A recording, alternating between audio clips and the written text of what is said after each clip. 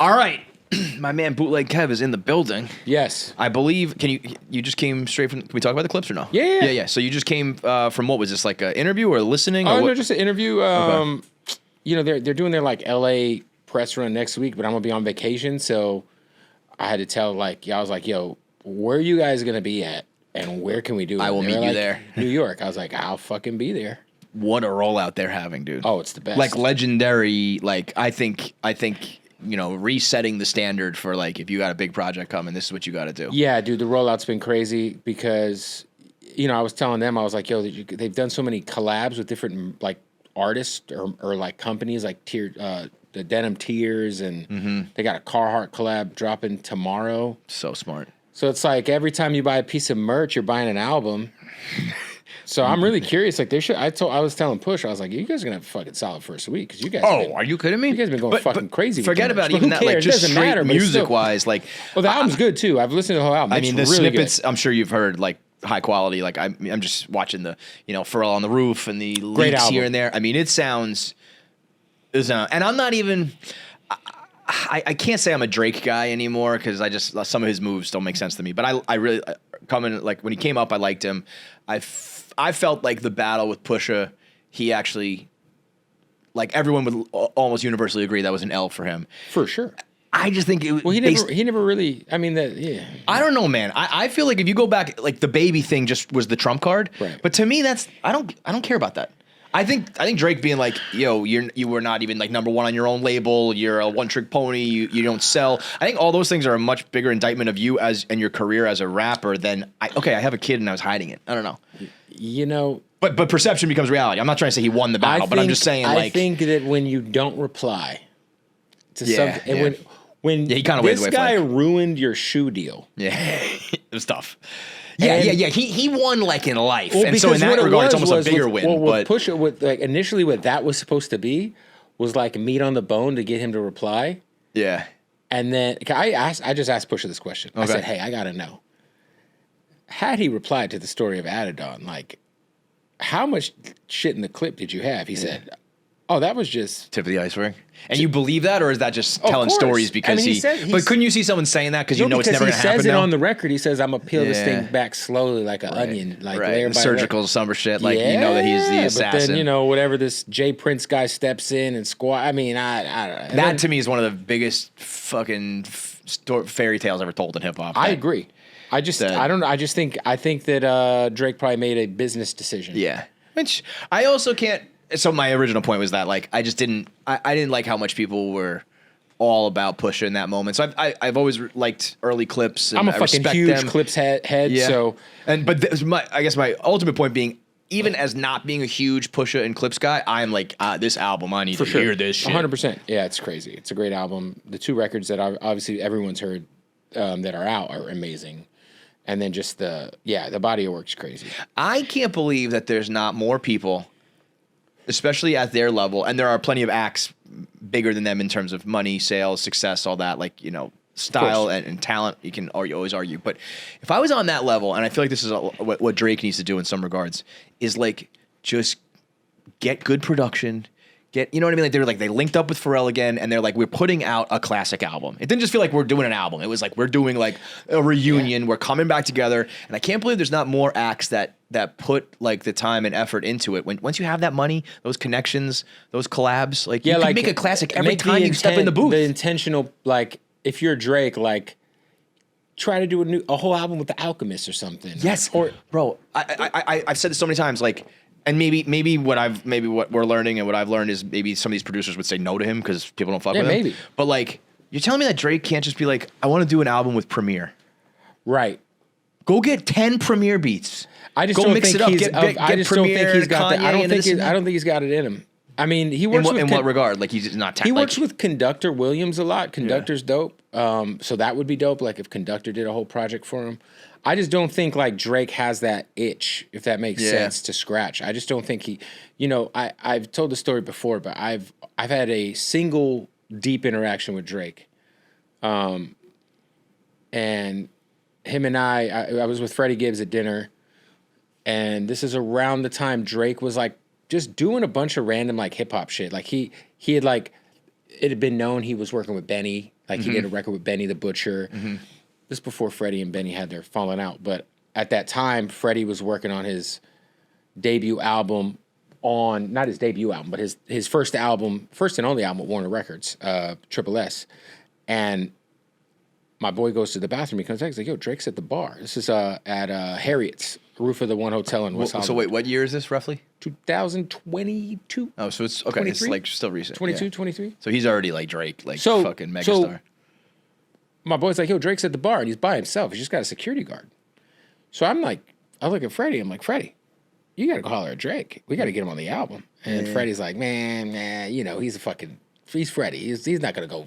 He's not going to like go to any ride no rapper. Yeah. So I'm like, fuck that. Yeah, I'll do it. So I went to go to the bathroom and I saw Drake and I was like, "Hey, I'm with Freddie. Can I bring him over to say hi?" He was like, "Oh, yeah, of course." So we go over. We end up arguing about sports. And Drake knows exactly who I am because I say, "Hey, I'm Bootleg." He's like, "I know who you are." Oh, he knows everything. Because dude. I also am I've always been extremely critical of Drake. And so I had to say in front of him, because my producer from my show was there as well, Eric LaRock, I had to say, "Hey, I got to keep the same energy with you. I'm on your head because I always say you don't have a classic album." I'm so happy you said, because that was going to be my point, is that he doesn't have that. So Yeah. him and I have 20-minute debate about why he thinks he and I'm telling him, "Hey, you have classics to me, personal classics. Like I think Nothing Was the Same and Take Care to me, but he doesn't have the consensus, the Doggy Style, to Get Rich or Die Trying, right? That nobody even debates. Nobody can even debate, yeah, right? The only debate is this like top 5, 10, top 3, but it's not. And question. so I'm trying to explain that to him, and he literally was like, guys like you, essentially dusty old white hip hop heads, will never. And I'm like, no, I'm telling you, I love Take Care, and I'm just telling you, you ain't got one of them. Yes, and but he cares, bro. Like he I don't even know. He lets narratives. That's what he cares about. Him. What he should care about is locking in, putting an album out that people say is a class. No, what he should care about is making a classic album. What he cares about is people saying if it's a classic album. He cares about what people think too much. Yes, and he's got the thinnest skin, and you can tell he's the kind of guy who's just not comfortable in his own skin. Yeah, and that also lends credence to the thought like that people kind of say he's cosplaying a lot of this shit. Like he's an actor, and he's not. I do think that if anything came out of this, like that part of it felt accurate. Yeah. Because you'll see this guy and you can't just talk this tough shit and then fucking do this lawsuit and then after the lawsuit, then drop some tough shit again. Yeah, with your fucking guns out in the video and all that. It's like, come on. And that gun video, I told my boy, I said, this is just the absolute extreme case of a guy who grew up in Canada and then moved to LA where the gun laws are pretty crazy, right? You'd say, might as well be fucking Canada. Yeah. And then buys a ranch in Texas and just says, "Fuck it, give me every machine gun." guns. Yeah. And I want to look fucking cool in front of these machine guns. Let's lay them all out. Also, who was the guy whose job it was to grab all the machine guns and lay them out on his fucking... And was he like, "No, put the AR over there, no. And put the Uzi down here"? Like, Jesus Christ. that is, that... It was a lot better when he was kind of like a party boy, fucking rapping with Wayne and Nicki about girls, and like I never thought he was trying to be something he's not. And I think when he first came in, like your point was like early on, like when he first came in, I appreciated him being a kind of a nerd. Yeah. Like I'm not trying to be Jewish a tough guy. Canadian, but I'm sick with it. I got bars. I can sing a little bit. I make hits. But then it was like, then you're trying to be like jacked. Then you're trying to be this sports guy. Now, I mean, that last video of him talking with the Caribbean accent, it's just like, dude, that's not who you are and never have been. It's Pussy man, what are you talking about? What? Speaking patois? Yeah, like I can't, you're fucking Chet Hayes out here, dude. He had that like, when he first came in the game, he had the quality Ye had. And because, when Kanye came in, he was rapping about having a job at the Gap. Right. He was wearing polo. I'm wearing polo. I'm wearing a Louis Vuitton. And so he was doing all this shit that you'd be like, and so when Drake came in, he was the guy who was singing and who wasn't trying to be. He was just Drake. He was from TV. And I think, sometimes you get lost in the sauce. And I just think that like antithesis of all of the Drake shit can really just be boiled down to him posting a picture of his abs last week. That was honestly for me. Of course. I've been a Drake fan. I would never, like, when Kendrick beat him, I was like, yeah, he beat him. I would never be one of those fans who's like, I will, like, just lie till I'm blue in the face. But I still would just be like, I still prefer, like, a good Drake song over a Kendrick song, whatever. But that picture, I was like, I can't openly, like, support this dude or, like, ride for him or argue for him anymore if you're going to do that kind of shit. For my own sake, because you're going to make me look stupid when you put out a picture with your fake abs and your shitty liquor. Your Bacardi Limon and your fucking old man scotch and shit. Like, it's the same thing as the guns. It's like, these are not even the flexes that you think they are. You know what it is, man, is the self-awareness and reading the room.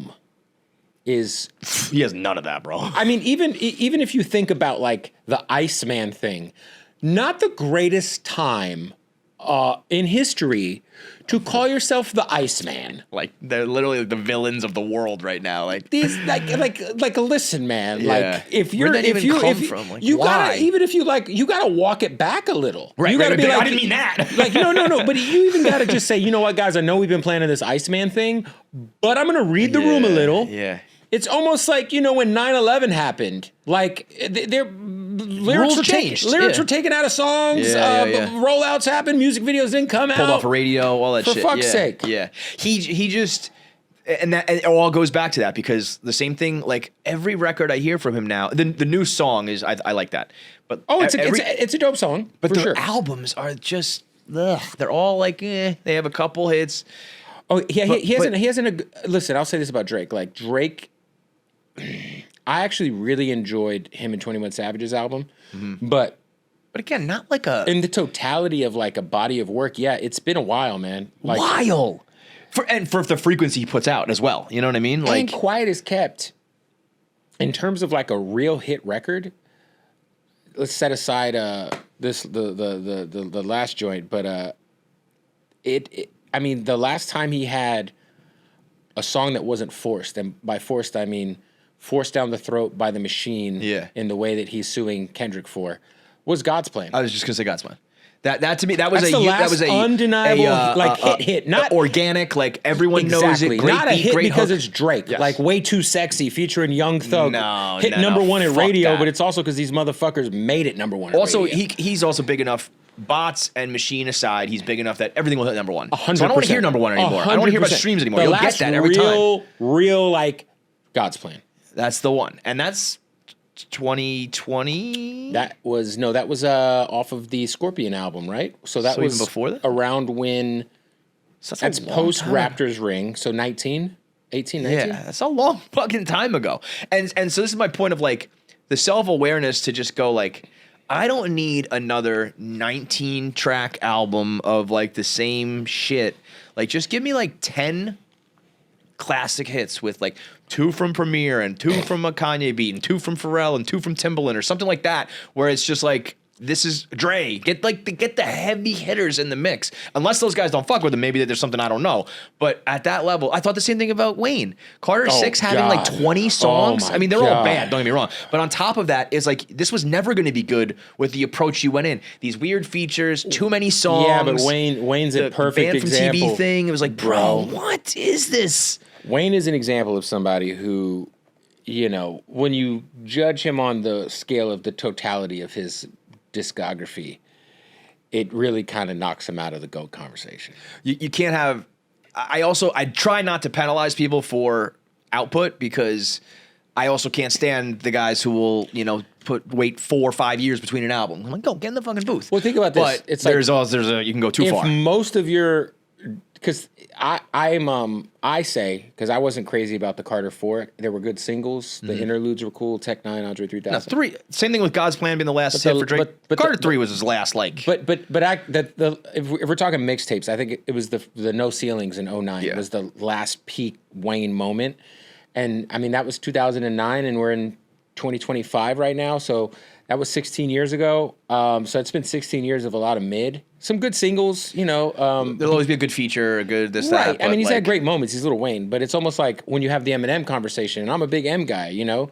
But it's like, it's a lot of bad shit. There was a lot, like, Revival exists. You know, you like, can't ignore that. Yeah. Oh my god. I would say for him, I think Encore was the last one. Encore is it? Even Encore. No, Recovery. Recovery the was one that good. had Recovery was Cinderella good. Man and the Lil Wayne track. I thought but that was actually really good. I thought that's underrated. I liked Music to be Murdered by, and I really liked this last. The new one, yeah. The last album was. I was riding hard for what's it called? The Death of Slim Shady, right? I love that album. But do you like? Are you listening to it still? Like, I'm not gonna, bro. Bumping it because I was saying I was, and then I was like, I haven't listened to this. I would say I listened to Fuel a lot with him and JID. Yeah. But I would say for the first 6 months of that album being out, I was slapping it. And it's funny because my homies would be like, bro, you're the only motherfucker bumping the new Eminem. I'm like, I know, bro. I've never seen, I don't know if it's the race thing or, I mean, and also don't get me wrong, there's been a lot of bad music, so it could just be that. Right. But if you want to say his new shit is bad, totally agree. But the erasure of like Eminem's peak from the new generation or hip hop heads now or wherever, whoever it is it's insane to me. It's insane to me. You just can't take those people serious. You really can't. Because you're talking about, it's the same people who are like, you know, LeBron's not good. It's like, if you want to argue he's not Jordan, but like it's he's... like if you're just writing off Eminem, it's like, bro, there's, first of all, at the skill of just rapping. Just spitting the words out of your mouth. There's nobody better. He's probably the greatest of all time, right? Yeah. On top of that, I mean... There's very few people that have. There's very few artists in music, let alone hip hop, that have done the numbers he's done. That is, I mean, it's Eminem. Multiple diamond albums, fucking, you know. And like, I get it. Like, he's not a relatable artist to like a lot of people, to a whole generation, to be quite frankly. When was he ever relatable though? But I mean, early on, it was us? Like, I feel like, I guess like the blue collar shit. I fucking grew up in the trailer park, so it was very much. But like murdering your fucking mom and shit. Like, none of that's relatable. But think about our era growing up, it was like MTV, South Park. This guy's talking about raping his mom. Yeah, a little edgy. Like, this is crazy. Yeah. But you know, I think. But I get what you mean, relatable in the sense of like came from nothing, trailer park. Like, I think Eminem is like. He's an interesting case study, man, because no matter what, like, he'll always put numbers on the board because there's just like, it's almost like Drake in a weird parallel. Yeah. In terms of, there are so many fans of Drake who aren't hip hop fans. Mm-hmm. They just like Drake. Fans, yeah. And there are so many Eminem fans that don't listen to any hip hop except Eminem. Yeah, that crossover. So they have that weird parallel. They don't sonically sound anything alike. They're nothing alike musically, but they do have that parallel where like, there are Drake fans that don't know anything about hip-hop, don't give a fuck about it. And you see it nowadays more than ever hearing some of these. I mean, these Drake bots are fucking crazy. Yeah. I think Kendrick's got his own army that's like just as sick in the head. Everyone's got their army. Yeah. But the Drake army's hilarious. Yeah. Well, because it also runs the gamut of like 12-year-old girls to fucking Canadians to, you know, whatever culture he's biting off of in the moment. Like, so he has that worldwide appeal. And that's probably been his goal the whole time. So he's probably like, whatever, man, I'm succeeding. But the difference with Eminem too is there's a lot of shit that I don't like, but I am still like, I'm impressed with like how fast you were rapping or how many fucking quadruple entendres there were. Oh yeah, the wordplay will never slack for him. Right. You'll always be able to be like, damn. Like he was doing that. That new JID, that Animals Part 1 that just came out. I mean, he's like, it's like 6 minutes of those two just ripping it, having a fucking exorcism lyrically. Yeah. And whereas Drake bad stuff, I'm like, I think this took you and your crew 4 minutes to make. And it like one take, same beat, same hook, and you didn't even fucking try. Eminem, like, that sounds like horrific to me, but what you did was impressive from, he's also at a point, I think, where he was like, this doesn't challenge me anymore, so I'm going to try to do this, that, and the other. Whereas Drake is just making the same. That is the one thing with shit. Drake is you know, he's not a risk taker. No, right? He takes zero risks. He doesn't put himself. But shouldn't he be? Like, he is so insulated. He could put out whatever. I always say this about the Knicks and James Dolan too. They're getting there now. But what the Knicks needed to do as a franchise was tank and rebuild and go through a couple years where no one's going to come and you're not making money. But if there's one goddamn team that can do that, it's the Knicks. They sell out every night no matter what. No matter what. So people want to go to the Garden. Right. And I think that's the same thing about Drake. He could put out a risky album and different album and new album. To be fair, I respected him putting out the EDM album. So I do want to give him some credit. Well, but because that was a risk. But it was a sucked. shitty risk. Yeah, you also have to be good in your somewhat good in your risk. I do got to give him some credit because he did shoot his shot with that fucking never. What the fuck was it called? Honestly, never mind. That was garbage. That was where I started to really. I was like, oh man, this has been bad. That one was bad. Oh man, the last 5 have been bad. What really was a hard thing for me to swallow. I actually initially, the lawsuit is pretty indefensible, but when I thought it was about where I'm standing up for the artist, I was like, I can fuck with that. He's full of shit. But it turned out to be that was the case. But the same way when there's a strike in sports, I'm always on the player side. Right. Fuck the owners and fuck the labels. Yeah, right? 100%. But then it was obviously this is your pride is, your ego's bruised and all that shit. But the real thing that fucked me up was realizing how bad of a situation he had with UMG, knowing that he was like, let's just fly through these 10 albums or whatever the deal was. You know what I mean? Let me just get out of this fucking deal. It's like, oh, so you were putting out shit too. Because you were just every 9 months, here's a fucking garbage album just so I can get out from under your foot. So I know that if I even pressed you, if I gave you Truth Serum, he would be like, yeah, that's just fucking garbage. Yeah, so many artists find themselves in that situation where they sign a deal and they are just trying to get out of it. Yeah. And so they put out bullshit. It happens. I mean, I know a lot of artists personally that every told artist, me, right? I don't want to fucking. I got to get to the next deal. Right. Because a lot of things, a lot of artists they're not financially astute, so they are advanced. Yeah. So they need to drop a new album so they can get their $1 million advance and keep their lifestyle funded. And it's all relative, like you just said, lifestyle. Because you would think Drake doesn't need the money, but if you live like Drake does, he probably needs it. He's got to spend an insane amount of money. What's that? He has to have an insane, his bills every month have to be just nuts. Just especially when you're trying to, everything is a show. Right. It's like I heard no one spends more money than Kanye though. I heard he spends I believe that. Just insane amounts of money without thinking about it. I have 2 kids and I live a pretty modest lifestyle, but I'm divorced, 2 kids, and have this, that, and the other. And I'm like, my bills start stacking up. Right. And I'm not even trying to floss. I'm not even multi-million. These are guys, it's like, I can't even fathom the type of money they're spending. You live in the city? No, I have a house in Westchester. Okay. But it's bills get bad for regular people, let alone if you're like, I need this house, this car, this private jet, this fucking it's jewelry. wild. And then the other thing, too, is a lot of the stuff that artists fuck money. Not Drake, because Drake can afford it, obviously. But there's a lot of artists who might be millionaires, or they appear they're 100,000aires. Yeah. But they spend so much of their net worth on the perception of making sure that the perception of strangers is good for them. Because that's all they give a fuck I think about. is some sucker shit. But there are times, even just in my line of work, where I'm like, maybe if I was traveling a little more and posting some more pictures with some certain people and some certain things, that maybe my clout would go up, or it would be good for business. Not even in a I care what you think way, but this would be good for my bottom line if I appeared a certain way. Ocho Cinco had it right. He said, all my jewelry's fake, and who's going to tell me any different? Because I'm fucking Ocho Cinco. I'm a millionaire. That's, if you can get it without needing to show it, then you're kind of perfect. Who gives a fuck? Yeah. But that's with the built-in, you're one of the best receivers ever. So we already think fuck about with this, you, right? 2 of the biggest rappers, 2 out of the 3 big 3. I mean, Kendrick recently has popped out with a necklace on his last tour, but 2 of the big 3 are very modest.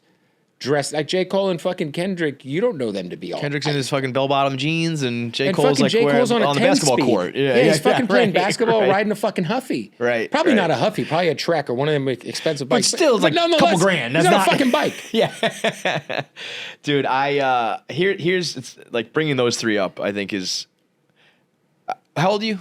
I'm 38. Yeah, so I'm a couple years older than you, but I feel like you do a better job than I do of keeping up with the new shit.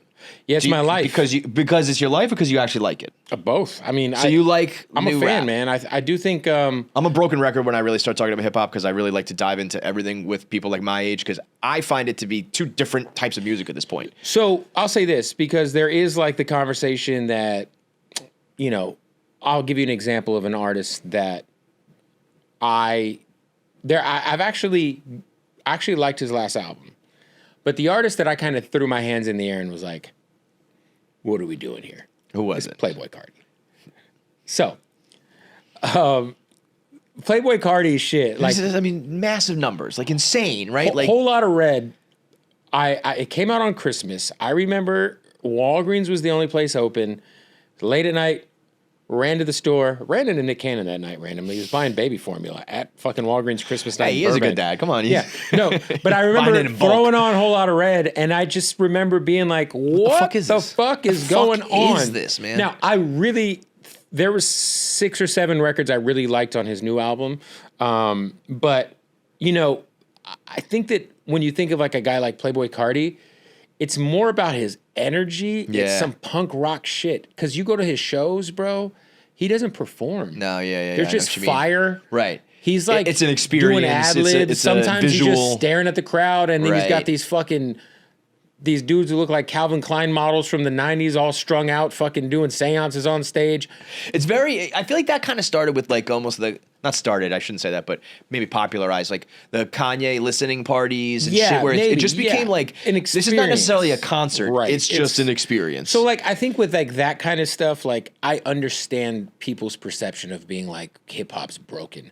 But I will just say that like, I find, I mean, like I said, it's my life is hip hop. So like, okay, I have what the hell track? When you listen to that? Oh, I love that. But no, but you don't like. Listen, on some real shit, or like it's funny and it's silly and it sounds whatever. I also DJ in those clubs, right? So those like, it makes the place go up. When I heard What the Helly, I was like, oh, this is out of here. That might be the main difference. If you go to the clubs and you see the music and you're like, oh shit, like What the Helly, I love What the Helly. I like Rob 49.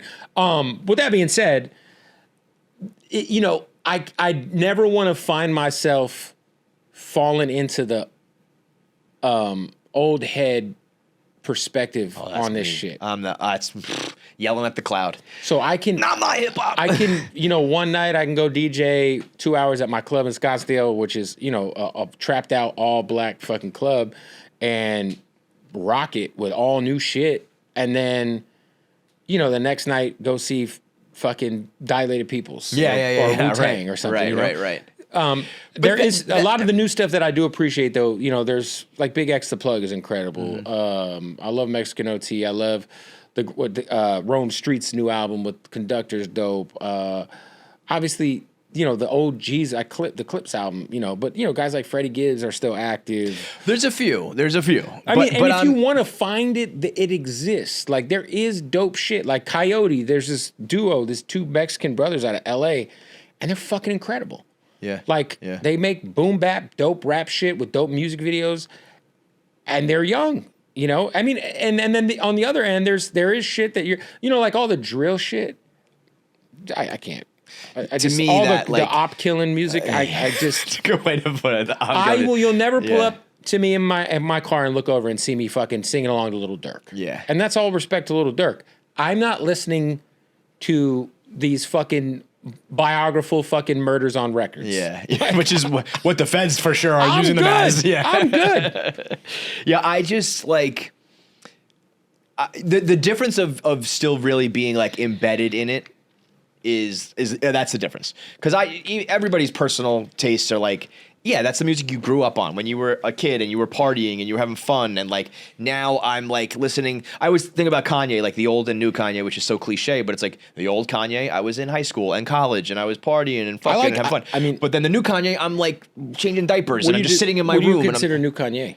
Oh yeah, at this point, new Kanye to me is like Yeezus. Because there's like you know what I mean? There's like new Kanye, and then there's like the new Kanye. Right. I mean, I am like. I thought Yeezus was too much for me. I loved Yeezus. You liked it in the moment, or I after loved it it in the moment. Because I know people said it aged differently. To me, that was too weird. Great, yeah. But I am like out on like the Jesus is King, Ye, Donda. So like Ye has. This whole I'll say this: Ye has one of the greatest Kanye songs ever. It's called Ghost Town.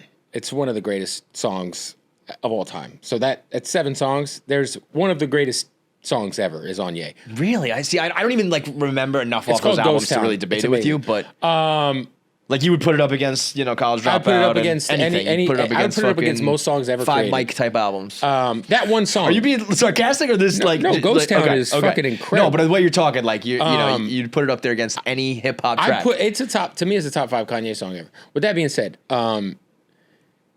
I think The Life of Pablo was really good. Yeah, that's probably like where I that checked came out. after Yeezus. That was probably like the last one that Jesus is King is where he had me like, what the and there's some amazing production. I know, but nobody wants to hear a fucking gospel rap album. No one's listening to that and shit. then, you know, Donda had some shit after the first, and then, I mean, Vultures had some shit. You know, Vultures has some bangers. I think what happens with these guys is I have such a high standard once you've set the bar high enough that it's like I'm expecting a classic album. And not everyone's going to be a classic, but I also think you got to approach that. I do think it's like, you know, with Ye, it's like he's one of the few artists, I mean, all the personal shit aside, the crazy shit he'd be saying, but as an artist, like, he is unapologetically like a risk taker. Yeah. And he will, like, took that a little too far, go but against the grain. No, he'll go against the grain musically. I'm not talking about. Yeah. I mean, obviously on all fronts, he's like fuck everybody. But I mean, the production on the Hitler joint was like, if you made that a normal song, it would have been number one. Like fucking, I mean, insane. And the melody, I found myself. I said someone just needs to make a remix where they say "fuck Hitler," and then we can all sing along with it. It'd be great. Yeah, that beat's crazy, right? Like, I mean, it's. I mean, when I heard that, I was like, "Oh, he really did it. He really did it." I think he put a clean version out, and it's just instrumental. There's nothing. Yeah, there's just like that. Because I don't think. What do you do after that? You can't.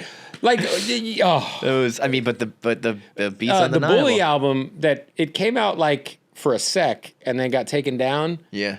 Great production on that, but again, you're not hearing the effort on like the song making. But you'll be like, yo, the beats. He can still make. He can make beats in his sleep. Like, it's no yeah, problem. but it's like even like I miss him making beats for other artists. You know, it's like right. Yeah, I mean, I still ultimately think him being a producer was better than like if we could have just kept that going forever, it would be better for hip hop than if he became what he became I today. do think he's the most influential public figure of all time. Public figure. Not just music. Pop. Let's just go music because I mean you get a public figure, you get into politicians, you can get into But I think between actors, entertainers, he's the most influential entertainer ever. He's changed fashion like 3 times. Yeah, fashion is a big X factor for him. I mean, you got to think like when he left Adidas yeah, they took a hit. I mean, the fact that they needed to like kind of crawl back, like you would think like these people will probably both be okay on their own. It's just he's changed music a few times. You know, I don't think you can have Drake without 808s and Heartbreaks. Right. But and it's almost like what we want from Drake, Kanye took too far. Right. Because like I want you to take some risks, but I don't need you. A lot of what I think Kanye is doing, he believes in, and a lot I think he's doing for attention and for to you know. I think he knows when he says I like Hitler that people are going to go nuts for. I had one convo with Ye. I was at the Four Seasons Vegas the night Vultures was supposed to come out. I'm really close friends with Ty Dolla $ign and Freddie Gibbs, so they're both on that album. Right. So I came to Vegas that night, and they were finishing the album. There's like a lot of famous footage where he's like yelling at. I think he was yelling at Yes Jules. He was like. It was like a wild night, dude. But I'm in there. I'm up there while they're finishing the album, and there's like a legit like house party going on in this suite while people are cutting vocals to finish Vultures, which is that's pretty rock shit. Yeah, like, and that's so rock and roll type shit. I ended up just shooting the shit with him, and like, I feel like he's, you know, I think sometimes we like make fun of the bipolar thing, but he has to be like chemically imbalanced. Oh, for sure. And he and I do think he has internalized what he perceives to be people fucking him over. Yeah. And like it's just ate away at his heart. And I think the same thing happened with when his mom died. I was just gonna say when his mom died from that plastic surgery. You can track. I mean, there is a before and after. That dude, his mother was everything to him, and I also think that she might have kept him in check a little bit. Like, I don't think Donda allows a lot of the shit he's saying. For sure, to even and you happen, also got to think like. I mean, not to say it's his fault, but there has to be some guilt he holds for that because why? Like his mom was getting plastic surgery. Yeah, and she did like it was like the whole body at once in a clinic. It was just like, you know, I'm not sure if her son isn't like super famous. She even thinks about doing that, and so for him, she's a grown ass woman who made her decisions. And, no, but you had a hand in it or something. In his head, he probably carries that with him, and you know, it's a mental thing, you know, and but then I also think there are times where he. Like he almost uses that to his advantage. He's Oh, like, for I sure. can say and do whatever I want and play the mental health card and then my mom died card.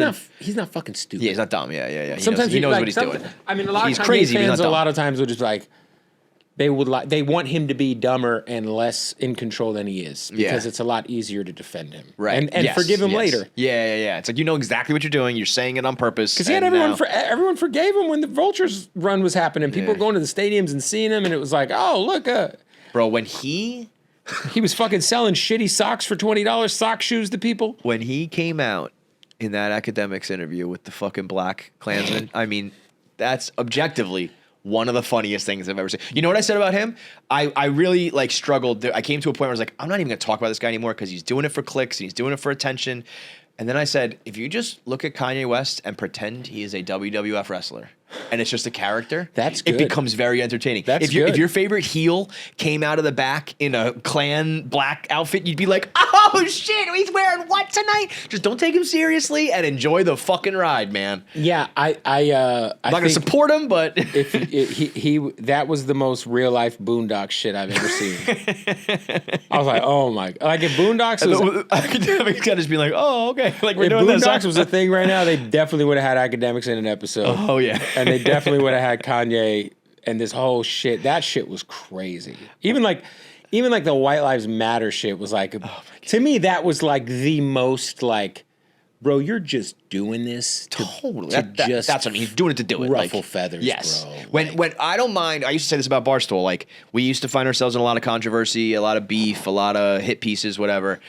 And my thing was always like, I said that shit to be funny, right? Not to be inflammatory. I might have now because I said it, you view it as inflammatory, but that was not my intent. That was not what I wanted to do. Intent matters.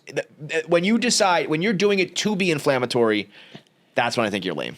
Yeah, I think intent matters, man. Because like at the end of the day, we all can admit that like we find offensive things funny. I mean, that's comedy, right? Like I think the more dark and crazy, fucked up, the better. I mean, dude.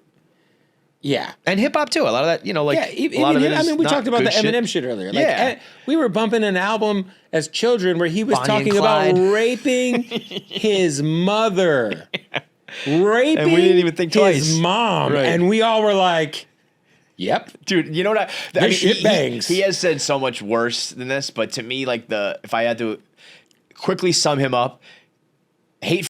The answer is yes. Like what? Right. Like what? And everybody was like, "Yep." Yeah, and we just rapped along with it and didn't care and like yeah, and so it's just funny because it's like the same things, you know, like you said, like if you. But didn't he always feel like this is how I talk and what I'm doing? Like right. I think at some point he leaned into it, but I think initially it was just like I'm fucking crazy. Whereas Kanye is like I'm going to say something crazy now and watch shit light up. Yeah, like I think the White Lives Matter thing was simply like I know what I'm going to do. Yeah, and his funniest moment when he was like, we're talking about a certain group of people. I can't say Jews. Like, oh, so listen, the funniest shit is like probably like a lot of people. I wasn't like the most well versed in like Middle East politics up until the last few years, and I never remember he was hanging out with Nick Fuentes. Yeah. Oh yeah, that guy. So listen, so he goes on fucking Alex Jones InfoWars with Nick Fuentes at the time. What was that? 2020 when he first like got canceled and kicked off Adidas. 2021, whenever that was. And so he goes on there, and I didn't realize what he was doing, but he showed up with a net, and he showed up with a bottle of Yoo-hoo, and he kept saying. Bro, and I didn't. At the time, I was like, "What the fuck is this guy doing with a fucking a net and a chocolate?" And then, like, I'm like, "Oh my god, he's brilliant!" He's been calling out fucking Netanyahu before it was a thing. I mean, even back to George Bush does not care about black people. It was like, and that was so. That doesn't even crack his top 100 craziest things anymore. Oh my god, that was such a crazy Mike moment. Myers what do I fucking do now? Mike Myers. Okay, on to the next act. All right, next. And ladies and gentlemen. But, okay, so I want to talk more about, like, media and all that, academics and all that. But to just go back to the music real quick. I am for sure the old man yelling at the cloud. It started kind of with, like, the mumble rap into the drill stuff. So I've been out for a while. Right. But I find it interesting, because I argue with multiple generations about this, and everyone kind of sticks to their ground. But when it comes time for a battle, when the Clips are dropping their album and everyone's anticipating it, when Joey Badass is battling the entire West Coast, yeah. all of those songs sound like my rap. Right. And so there's a reason why when the chips are down and you have to win a battle or prove yourself or put on for your city or your coast, or we are really hyped about something, or like even like that J. Cole song a few months ago, Clouds, Right. where he was Great like record. spitting. Yeah, great record. That like got people talking. So it's like, you might like this, the club goes crazy, there's some like silly catchy hooks, but when you really need to like solidify your reputation as a rapper, you go back to like drums and bars. Well, those people right? that you all mentioned care about their reputation as a rapper, as opposed to Yes, but that's what I. So you got to understand, there's an entire generation that just does not care. Okay, fine, but then I think I'm almost justified in my old man yelling at the cloud take, where it's like, okay, you guys don't care, but you don't fucking care. So don't tell me you're like the GOAT or it's the like, best. What do you consider like mumble rap? I'm just curious. You said mumble rap. Yeah, I mean, again, these. Like, do you like Future? No, like Future was the first time that I was like, everyone was like, this is the best rapper in the game, and I was like, I don't like this. I love Future. I can like, you know, the March Madness and a few like the Future's hits, Future's one of the greatest songwriters in hip hop history. I can't get down with that. I mean, one of the greatest songwriters in hip hop history is Future. But like, he's you wouldn't incredible. consider him like a great lyricist, right? Yeah. Maybe I'm just not listening to lyricism. like the Lyricism enough, is but, like, more than punchlines and bars and shit like that. there's a lot, right? I mean, there's okay, but that's what I'm saying. I'd think of them as two different genres at this point. I don't even know if you can compare a Future or what has spun out of Future to like an Illmatic. When I think of like mumble rap, I think of like, I guess the mumble rap term kind of started because of the Future shit. It got a little bastardized where it just became like right, a catch-all. And then there was like Uzi, but then you get the era of hip hop that I really have a lot of disdain for is the SoundCloud era. When like 6ix9ine popped off. Yeah, that I didn't even try to like. And there was just a lot of stuff that Pump and Peep and all this shit. It was all the antic based shit, and the labels were signing all that shit. Like they were signing people based off of just their like remember that fucking get enough followers the little boo or whatever the fuck, the guy who was like, he would post these Instagram videos that he was a clone and like he'd open his arm up and bro, he got a record deal. Yeah, that's like that was probably the lowest it's ever been. Supreme Patty got a fucking JV deal. Do you know who Supreme Patty is? No, I don't even know these. Do you remember the dude who used to wear the dirty Supreme thing and he would squirt lemons in his eyes? Yeah, that guy got a record deal? He got a fucking record deal with 300. So that's why I guess I can't even blame these people. Like that you gotta blame 2017, 18, that was dark times, man. Dark fucking times. I mean, obviously you got some prolific artists that came out of that, XXXTentacion. But yeah, I do think that, like you said, the artists that you all mentioned, Joey Badass, I mean, whoever. J. Cole, fucking. They all care. Yeah. They care about the art and the sport of this shit. But that's what I mean. The essence. So why am I like, oh, you're just old, when it's like we're agreeing that this era you are just old. But also, if it was just like, yo, these guys care and are and their album just sounds different, it's like, no, they're just like fucking. What about? Let me ask you this question: what is the last hip hop album that you loved, that you just listened to like? God, that you were just like a whole album's worth. I did like the Eminem album, but I still wouldn't say I love that. I mean, I'd have to go back so far back. So not GNX.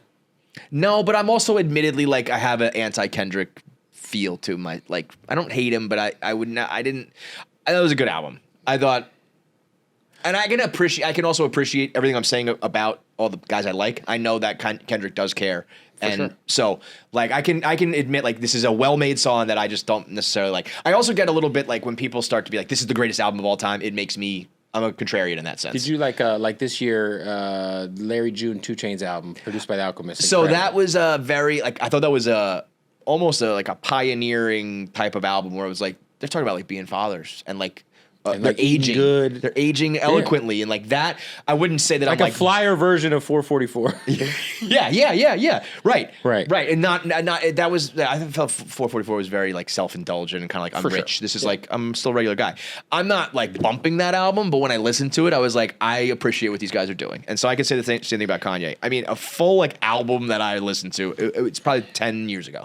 Ray Vaughn's album's really good. Yeah, I also am trying a little more. I feel like there's a little bit of a resurgence in this what I'm talking about right now. Yeah, I think at the end of the day, like, I thought that East Coast West Coast shit was a lot of names that I was new to, or I knew but I hadn't really listened to, that I was like, this is fucking dope. This I can get down with. And I think that is the really good thing that came out of the Kendrick Drake beef was it did kind of make rapping matter for like 9 months, where people were like, yo. We're talking again about the rhymes and the entendres and the punchlines and But all I mean, that. you're right. I mean, in terms of like you being the old head, like that's fine.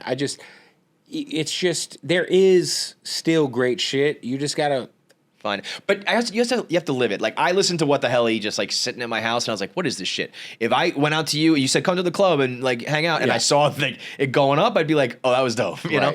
But I mean, I don't live also, that anymore, you hate the fact that the What the Hally happened, Yeah, that doesn't. at the expense of your Knicks. That certainly did not help the cause. Did not help, It did not fucking help the cause. He was man. sitting fucking courtside in Pacers jerseys the whole fucking series. That was brutal. Rob 4-9. Yeah. But I just like, I think it says something that when the culture like starts talking, it's usually my kind of rap. Right. Yeah, I mean, you're right in that sense that I do feel like, I always say this, like the for whatever reason you want to say the big three is the big three.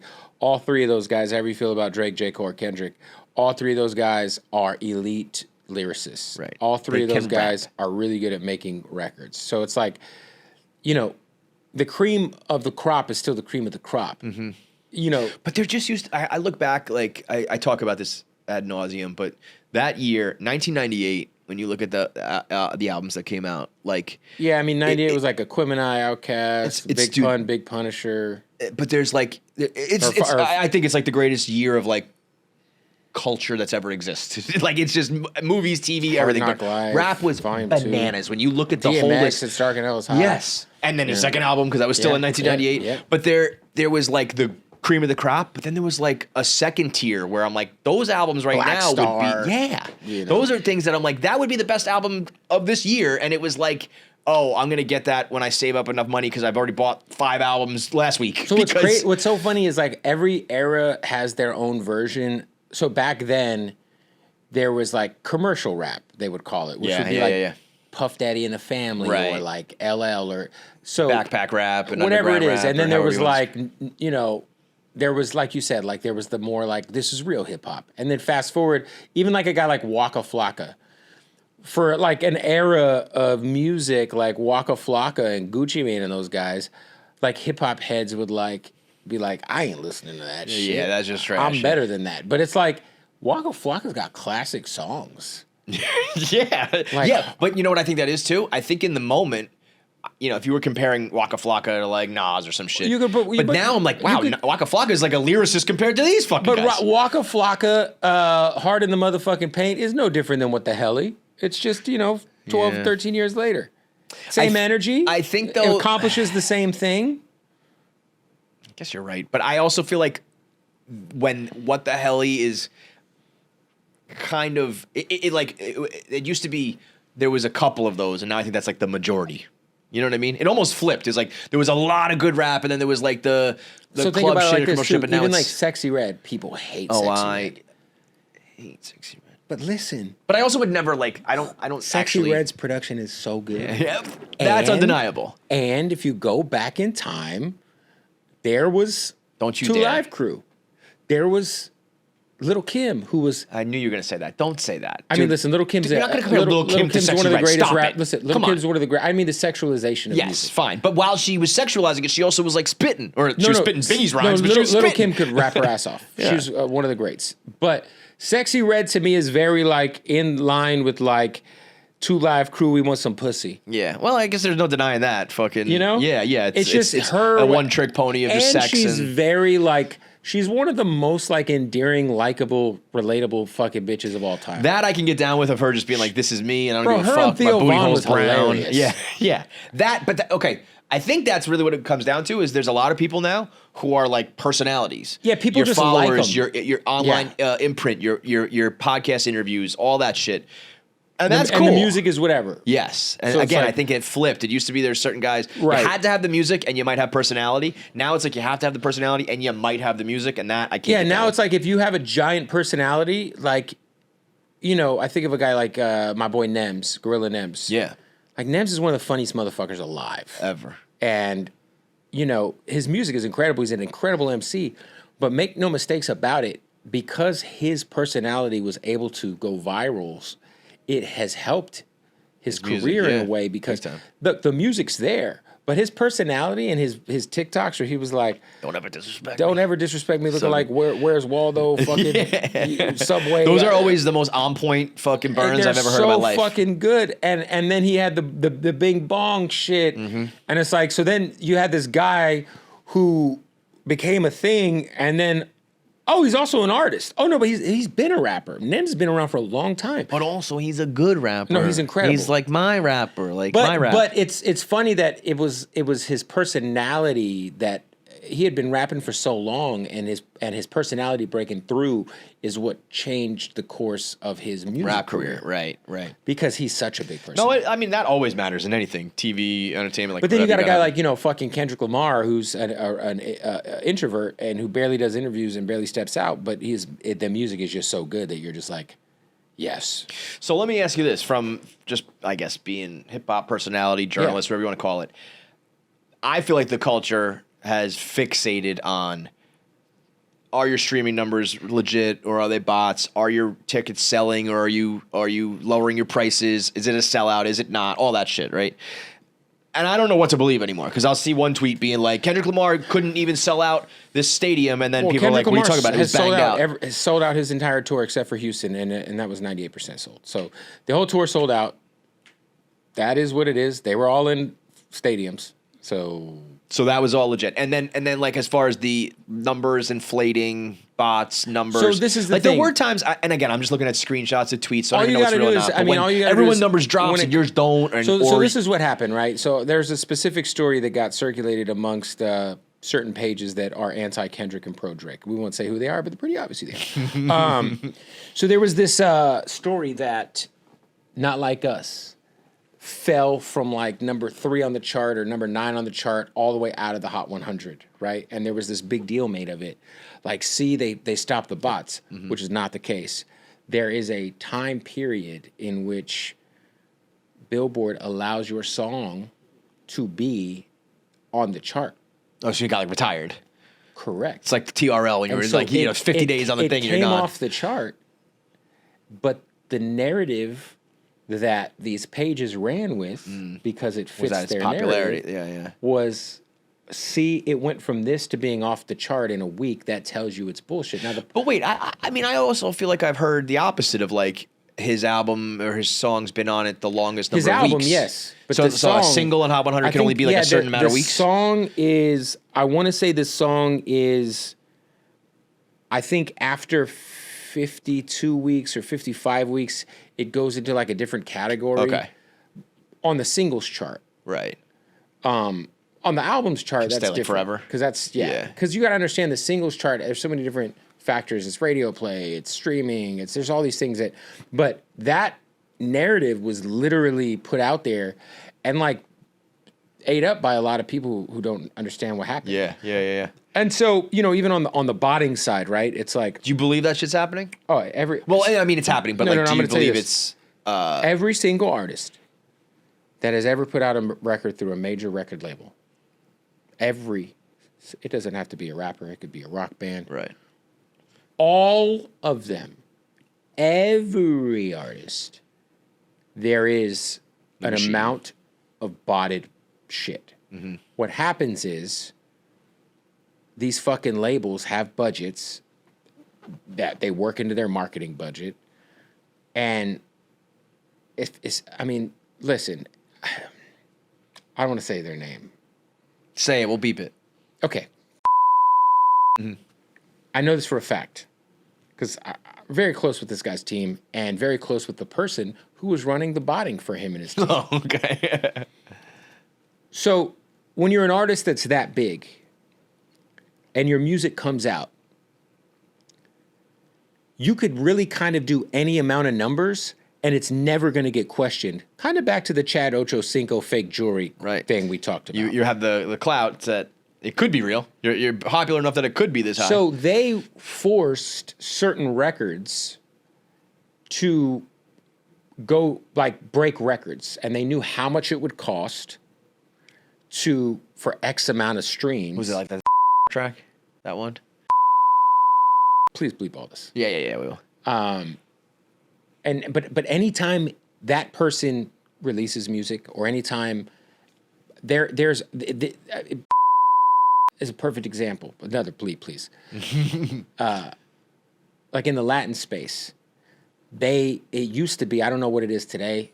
I mean, I say 5 years ago, they would, in Latin America, YouTube is huge. Like, it's a very big platform. So in Latin America, the biggest artists would buy enough video views because it just mixes in with the real ones to make sure that they would have the #1 trending music video. Interesting. And Knock so the it's hustle, bro. Like it just kind of is what it is. Yeah, there's part of me that's like, that's cheap, or the purity of the game. Maybe it's like in the Latin music space, I don't really care. In hip hop, I want it to be. I think of hip hop like a sport, so I want it to be like fair. And so and where that's the the other other one's thing. like It's like, PDs, and then you know. On the hip hop side, you have like, that's the one thing that I hate that Spotify did, was Spotify showing people's numbers. It kind of,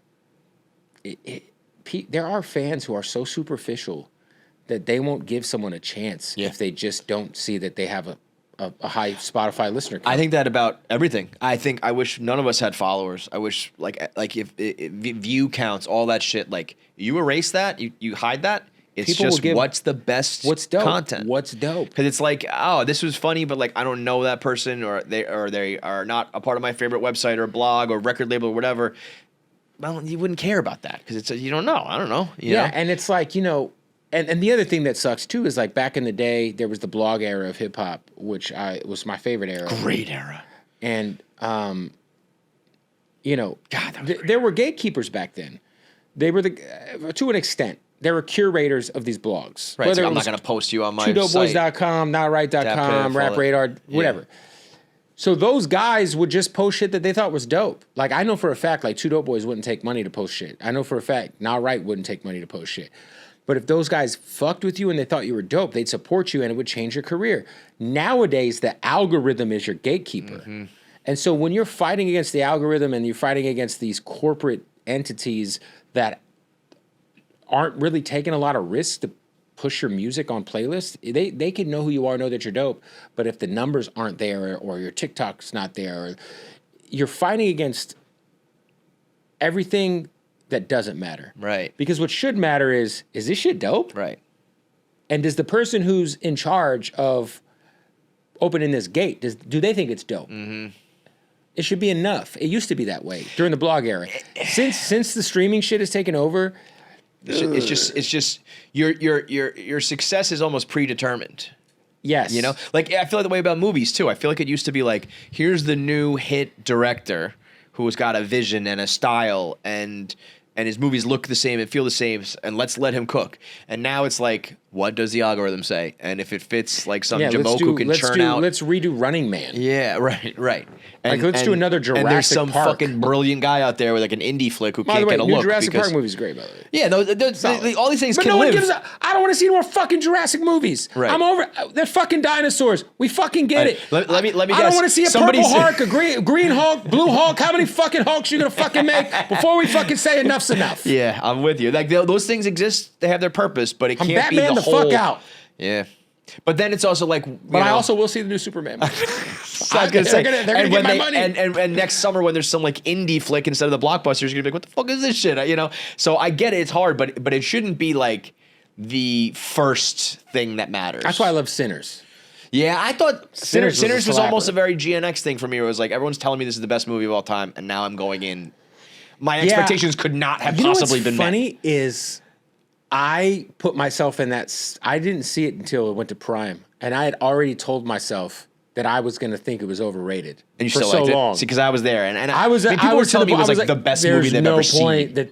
I know I'm going to be disappointed, and because I think I had that, I was like, oh shit, this shit was actually. Yeah, you lowered your expectations. I liked back it a down. lot, and I think that I hope they do some sort of spin-off. Oh, I'm sure they'll be fucking. But again, an original idea, an original movie, which I respect. Yeah, and did really well in the box office. So it's like, they're in 30 years they're gonna remake Sinners. Right. And there'll be people complaining about that, you know. But as far as the like the coverage of music and the internet and everything, like I feel like that has in relatively recent years too. You know, these streamers out here are making as much money as the fucking artists are. You know what I mean? Yeah. You? But you know, you've been on the radio forever now, right? Like it's you know, it's been your whole life, your whole career. Since 05, 06, yeah. So when you see like, are you cool with all these guys? Is there beef with like Academics and Vlad and No Jumper and Bootleg Kev? No, and like, I mean, listen, I'm cool with Vlad. I'm cool with Adam. Academics. And I squashed whatever thing we had because he told me to suck his dick once on the internet. And I thought it was funny because I don't care. Yeah. My boy AD put us on the phone. We're good. Yeah. I don't, you know, I'll say this. I don't love everything No Jumper does. I don't love everything Vlad does, even though I do think Vlad does really good, well-researched videos. And I think a lot of times he gets hell that he doesn't deserve sometimes. Mm-hmm. And on the Academics front, like, it's just not my cup of tea. Mm-hmm. I loved early Academic stuff. I loved him and Joe together. I even liked some of his interviews that he's done recently, like when he got his Spotify deal and he was doing interviews. I thought they were good. But I do think that there's the streaming aspect that's kind of come into play. It's kind of removed the...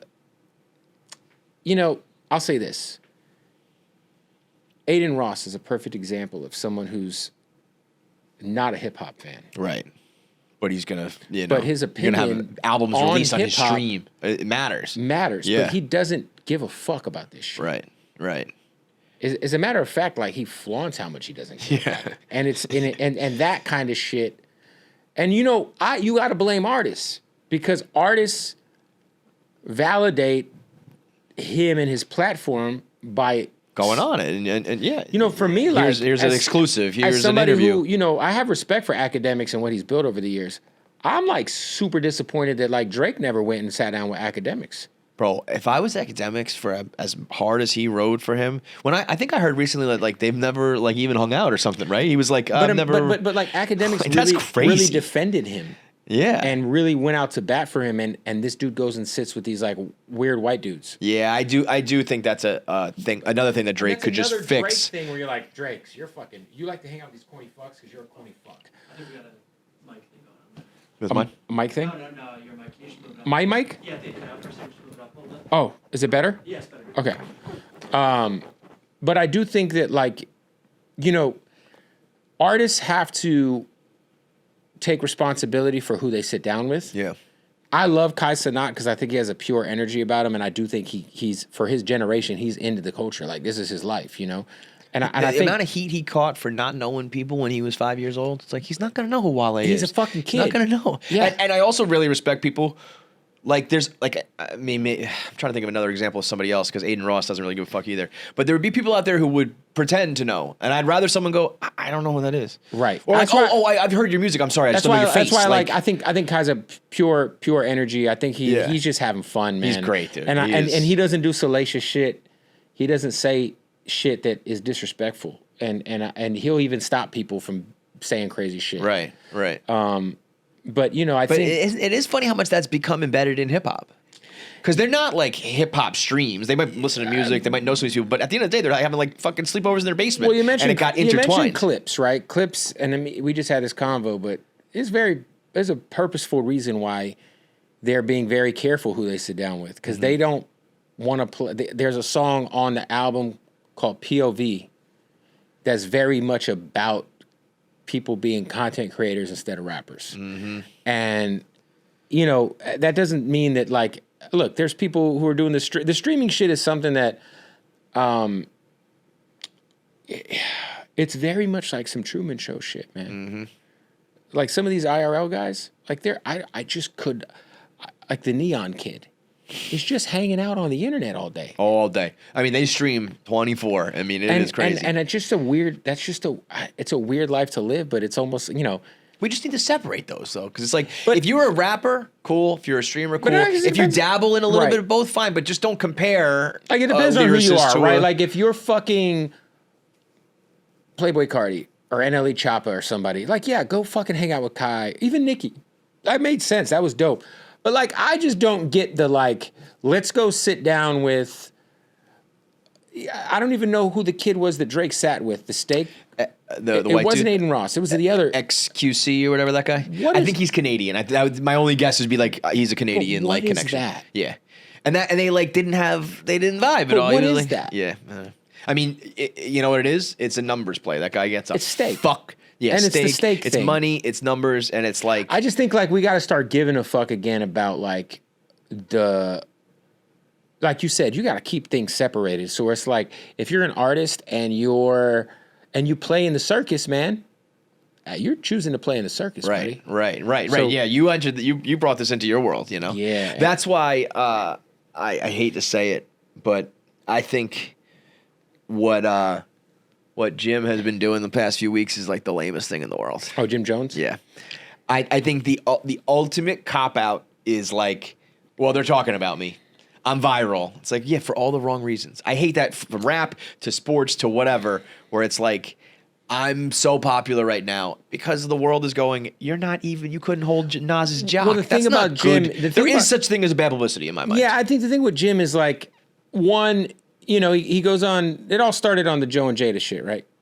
That kid who's been making the rounds, Right. said he's better than Nas, and then Jim talked about that on Joe and Jada. So I think like Jim obviously loves the virality. Jim loves Jim, But the virality. Yes. So for him, I get his point, by the way, yes, but and I understand like the confidence of him saying, because in his world he probably really thinks like, ain't nobody listening to Nas no more. It's like, fam, this fool just won a fucking Grammy. I was gonna say he's probably the only one from that era you can't say that about. He just like, opened a fucking casino. I know that was. I think it was Joe was saying, or somebody was like, or Fat Joe was like, yeah. Nas responded to Jim with a casino, like, Right.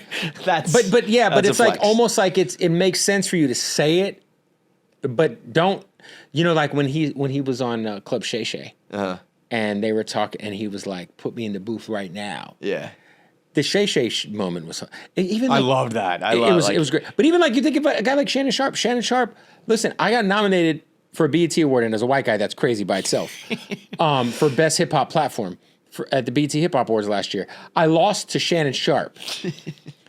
And I knew out of everyone nominated, I ain't gonna win that one, bud. I'm not taking that home. Yeah. I wouldn't want to win that I thought one. maybe The Breakfast Club, maybe there's other.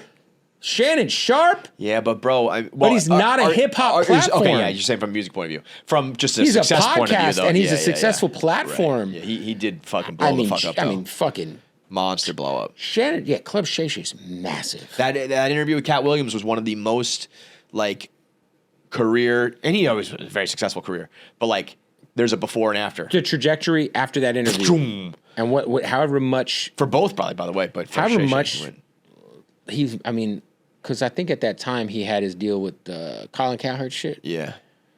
And then it was, I'll tell you what. After that, he had to hit the volume like, yeah, real quick. I'm out of here. That was a life changer for him. Like, thank you, Cat Williams, for just going scorched earth on everybody. Yeah, that was a crazy interview. I think they said it was the most viewed interview ever. I think so. It was like Rogan and Elon was like at 65 million, and that went to like 75 million or something like that. They both just kind of keep going at But each I do other, think it's like I think it's okay to like if you're a hip hop artist to go to non-traditional platforms if you got to balance it out. Because like I love when motherfucking rappers go on Theo Von. Totally. But like that becomes the odd couple shit, but it's like you also have to have couple, your... and I think Theo Von has good intention. Yeah. He's not like a malicious dude. He's just like, hey man, No, it's gonna be hilarious. let's have fun. But this is where Drake kind of goes back to Drake's approach to everything is like, I think if he sits down with you, He'll never sit down with me. Yeah, but and I would imagine because you're gonna have that classic album conversation out in the open. Oh no, I have just publicly destroyed him since this whole battle. He's pretty indefensible. He would never come on my show, and he would have never have came in on my show before, to be honest. It's just not. And in I'm his... sure the Elliott Wilson bridge is burned But too. him and I would Elliott- love, I would really love to watch because they're kind of like a frenemies thing going on as Joe Budden and Oh, Drake. yeah. That would be it because Joe will kill him, but will also I be like, fucking yo, you're love nasty. Joe. But I think every artist should go sit with Joe Budden. yes, that should be the Club Shay Shay. Like he should win the BET. Joe Award for that. Budden's podcast is so amazing, and And he's got the like the everybody history, should the go knowledge. sit with Joe fucking Budden. If Yeah. you're dropping music, you got to go to Jersey and Yeah. you got to go see Joe. Yeah, it's like going to Rogan, but in the hip hop world. Yeah, like, it's like you come to New York, you do the Breakfast Club, you do Joe Budden. period. Go to Miami, do Drink Champs. Yeah. You know, I you know, me and you had some conversations when they first announced the Joe Jada show. I'm loving that shit. I think it's I like the non-interview shit. I like it when Fat Joe's just telling crazy stories and Jada's just on the reactions. couch like, "What are you saying right when now?" when he said they called me like oh, the crack Muslim him shit. or whatever, crack him. Yeah. And Jada just goes, yo. What did you just say? Yeah. No. That show is what when we had the conversation, I was a little unsure about like that pair. You almost need a straight man to play with the rapper or Right. whatever. I don't know if they're gonna like the way I would want to sit down and watch Joe talk to somebody. I don't know if it has that like gravitas, Right. but entertainment value is I fucking think- gold. I How think- about how Joe can't recite any lyrics or melodies or anything? Have you noticed that? Yes. Like top 5 songs, and he's like, "What's the Yo, one that you know goes the like?" one that goes, yeah, that joint. That's my joint. And he's like, he's messing up like classic lyrics. These you know? these guys are just like Joe's such a good storyteller that it's almost like Jada's just sitting there. Like it's almost It's like a laugh track, like an audience Yeah. member. Like it's so funny. he's trying to check him, but respectfully. And like And Kiss will like always like try to reel him back when he's about to say, "Yo, you wild, Joe, you can't say that, Joe." Jada is like maybe my favorite personality Oh, in I the love rap him. world of all time. And man. he's a hell of a sports fan, big gambler too, man. yeah, and he throws that cash around. Oh, he's Yeah. he's a fucking gambler. Have you? Do you get hit with the culture vulture, Jack? Oh, my whole life. Yeah, of I course. was wondering. I mean, when you're white, man, and this is just it is what it is. It's like being fucking. Is the fucking sky blue today? Yeah. Anybody who comes at me, that's the first thing they say. I rarely do this kind of stuff because the immediate reaction for me is like, we don't give a fuck what you have to say about this, which I understand because I haven't put in the hours. I don't have the Right. 20-year career. I mean, but you're a fan, so it's like I'm just a fan, and I do feel like I have enough knowledge about my genre, the stuff I like that I can talk about it, but I also don't make my career off it. Is that so? You just see that and you just black it out, like block. I block just it out, know. don't care about it? I know it. I just know that it's not true, so I don't care. Yeah, If that's all you got to say about me, yeah. then you ain't got shit to say about me. Yeah, I'm trying to think. I mean, It's like, like I'm sure all the low-hanging white fruit. guys, Vlad, Everybody, Adam, you, Rosenberg, we all Is get there called anybody who culture doesn't get hit with it? Who's white? Like, vultures. I don't know. I actually don't see it as much with you. Yeah, it's only I'm when not saying someone you has, don't, but I'm just saying it doesn't- there's if someone has beef with me, I'm not blanketly called it. Like a lot of people just call Vlad that. Yeah, I was gonna say I see it a lot with Adam. There's right away, and like Adam, right? Yeah, Blindly, no one's calling me that. People who got a problem with me, yeah. That's their kind of like. they go straight to it. Yeah. So if motherfuckers I say something they don't like, catch beef with somebody. The first thing they go, you fucking white culture motherfucker, vulture, yeah. white boy, fuck you. You make I mean, your, it's literally 8 Mile shit. It's like right, tell you, and it's tell like them something they know about it's me. like, You know? dude, I know my entire genesis of this was, getting doggy style when I was 5 years old on accident from my grandma, and I'm a fan. That was the one doggy style for you. That was yeah. like I got it as a kid on accident.